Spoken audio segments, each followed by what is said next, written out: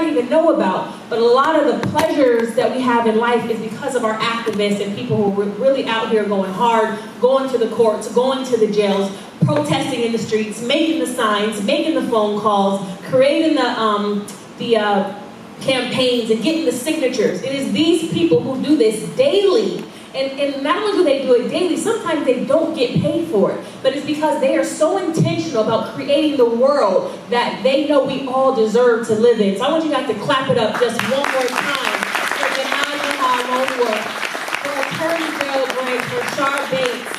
This is why I have them at Greenlit. I'm so excited that you guys are here. I'm so elated that BET and you guys decided to collaborate and put this story out there where we can all watch this weekly. Tell me about what the journey has been like doing Copwatch. and introduce yourself to our audience. And I have personally, I'm an activist as well. Yes, and I believe that all of us should be activists. And I have personally worked with each one of them on the front line. So I know what they do is real, and it is raw, and it is not easy, but somebody has to do it. So I commend the work that they do. We love you, Ernestine. You bet. Thank you. For me, you know, Jill Scott says, Karen, right, says the revolution will not be televised. And for me, I grew up in the movement, and knowing that quote and knowing that poem, for me, it was very difficult for me to say yes. That these cameras, is this going to be, you know, the whole time we was filming and documenting, I kept on saying, is this going to be Love and Revolution, you know? And because that was, I feel that we are standing on the shoulders of Harriet Tubman, of Sojourner Truth, Dr. King, so many people before us, and this is a huge responsibility and a weight on us because we're not representing ourselves, we're representing you all. And that was the biggest thing for us. For me personally, I wanted to make sure I have 4 cousins that were murdered by police in Pine Ridge, South Dakota in the last 5 years. I have 8 friends that have been murdered by police. Wow. And 2 of them are, believe me, you're going to get the action, you're going to see the entertainment, but do not try to produce us and direct us, because what we do minute by minute is drama, is entertaining, and as well as hopefully you guys will be activated by it as well. Yes. So, you know, being from Atlanta, Georgia, you know, I grew up in the shadow of Dr. King. And being an attorney, I grew up looking up to Thurgood Marshall and Johnny Cochran. And then seeing what happened to Philando Castile, to Alton Sterling, to Tamir Rice, to so many, of course, Trayvon, you know, it touched something inside of me to make me get on the front lines. Now, I've been on the front lines a long time, since 1999 in Emory, when we took down the Confederate flag, to now. But it's just, all of the injustice just sparked something in me to make sure that we get justice for these families. And not just the families that you've heard the names of, like Eric Garner or Walter Scott, but the Jimmy Atchisons, the Oscar Kanes, the Veltavius Griggs, the Nicholas Bolton, Marion Robinson. Jamarian Robinson, of course. You know, those names, to make them national names. Yeah. To make black people in Atlanta realize that we have a police brutality problem in Atlanta. To make you understand why it's necessary to tell these stories, because the media will not tell these stories. And so, no, I'm not an actor. I'm an attorney, and I'm an activist. Yeah. And I want to make sure that the next generation doesn't have to go through the brutality that this generation or the previous generation went through, because we have to complete the dream of our ancestors. Yes. And so that's the purpose of this, and that's why we want to elevate these families' voices, because it's not going to be Love and Revolution. Right. And the revolution will be live streamed. Yes, yes, wow. Wow.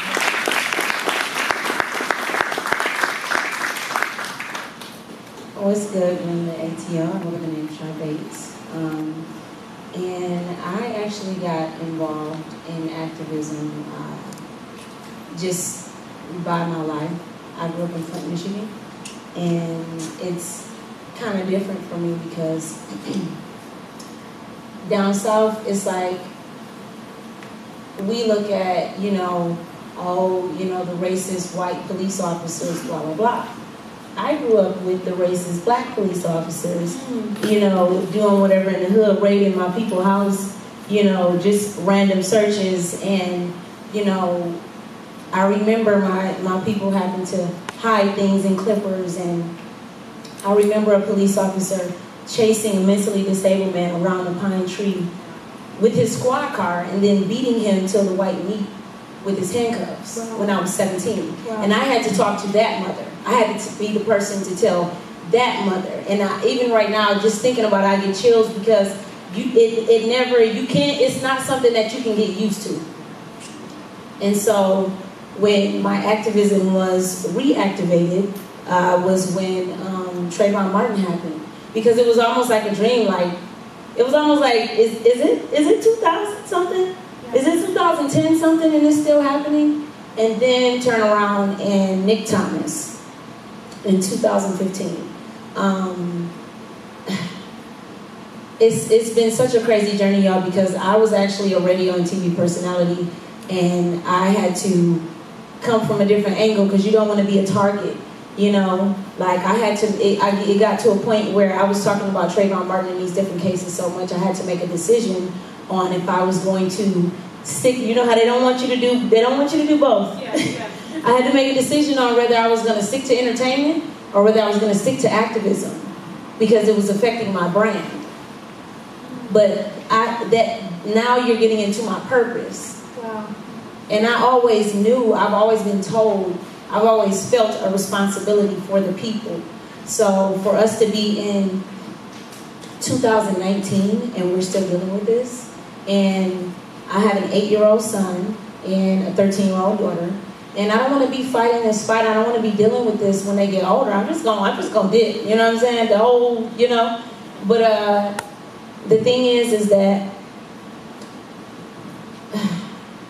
the way the mainstream media has been telling the stories of what's been going on for the longest, that's something that as a broadcast professional, personality and journalist, it's always bothered me. So that's a big part of what I do. I go and tell the real narrative, the real story. I get to, outside of that one time at band camp when he had a situation at the corner store. I tell you who that person was from the view of the family, the friends, his co-workers, you know what I mean? And it's time for us to take back that narrative and our perspective. Yes. And once again, I'm just excited. I still can't believe, you know, like they really let us do this. But here we are, and it's time for us to elevate. Yeah, absolutely. I get so emotional just even us talking about all these names, and there's so many more names that I'm sure none of us even know about. And this is why I like the motto, create, don't wait. Because just like you said, people are like, hey, you're gonna have to choose between your brand and your purpose. I have agents and managers who've been like, oh look, it's getting hard for us to pitch you. You're a little too strong. You're out here in these streets. And I was really, one day I was like, dang, should I tone it down on activism? Should I not post about it? And then that's why I created Green with ATL, because it's create, don't wait. If you're not gonna put me in your stuff because I'm too pro-black or I'm too much of an activist or I'm too loud, I'm gonna own a studio.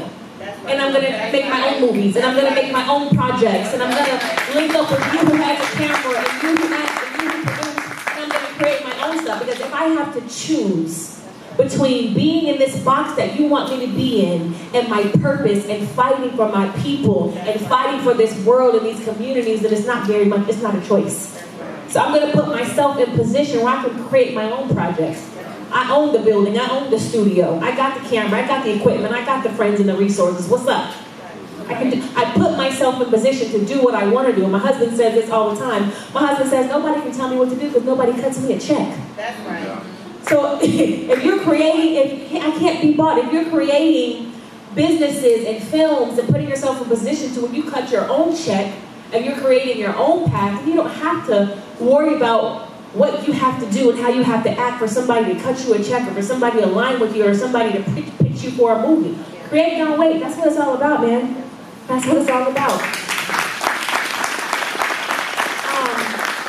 So tell me about the filming process. How long have you guys been filming and when does the show end? So we started filming July. It seemed like forever. Oh, wow. Oh yeah, we just got a text. We gotta do pickups. We're still filming. We're still filming, but we started in July, Okay. and that's why they started. This was the second episode. So the first episode was what, October 23rd. Comes on weekly? Yep, every Wednesday at 11 o'clock after Tyler Perry's Sisters in the Oval, and then us. Nice. Yesterday we was trending on Twitter. Nice. Copwatch, hashtag Copwatch America. And it's for it's a 10-week or a 10-episode docuseries, and I have Griggs talk about what has happened since the first 2 episodes. So a lot of the cases that are featured in here, with the exception of Eric Garner, many people didn't know about. And so one of the bigger cases was Jimmy Atchison. He was murdered January 22nd, right before the Super Bowl. In Atlanta. In Atlanta, Georgia. There were actually 2 individuals that were murdered, Deatrick Griffin and Jimmy Atchison. And so since the airing of this docuseries, a couple of things have happened. The officer in the case, Sun Kim, was forced to retire. We were trying to get him fired, but Keisha Lance Bottoms forced him to retire.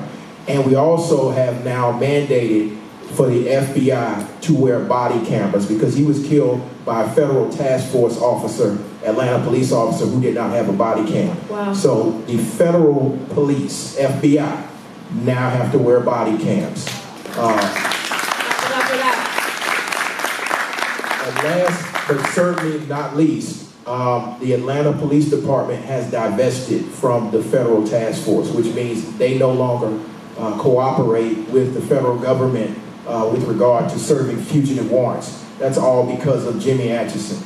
And so what we're asking you to do at this point is to tweet or to post under the hashtag Copwatch America to make sure this trends, because there are going to be other cases. Oscar Kane, which is an activist who was on the front lines here in Atlanta, went to Ferguson. His case is coming up. He was murdered by the police. That was February the 15th or something like that.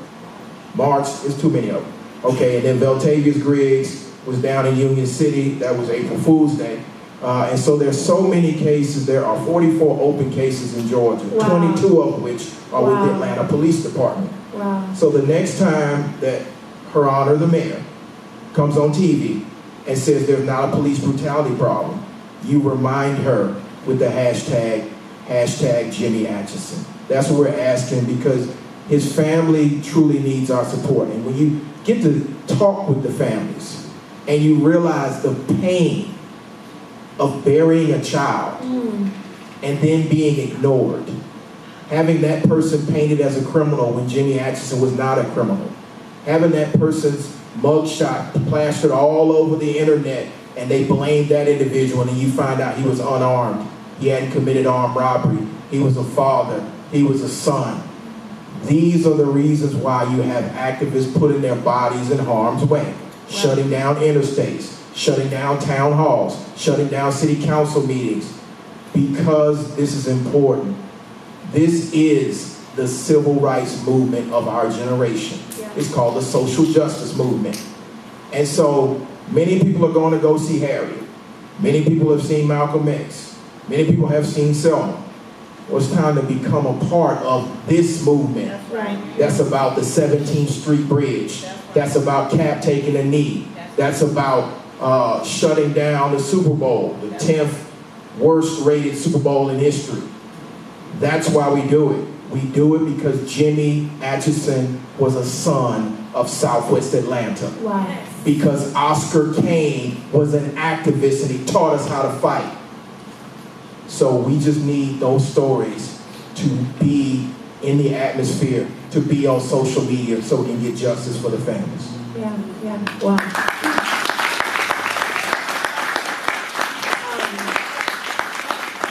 What can us as filmmakers do? So some of us say, well, I'm not a protester, I just can't be out there in the streets, or, oh, that doesn't really, that doesn't affect me.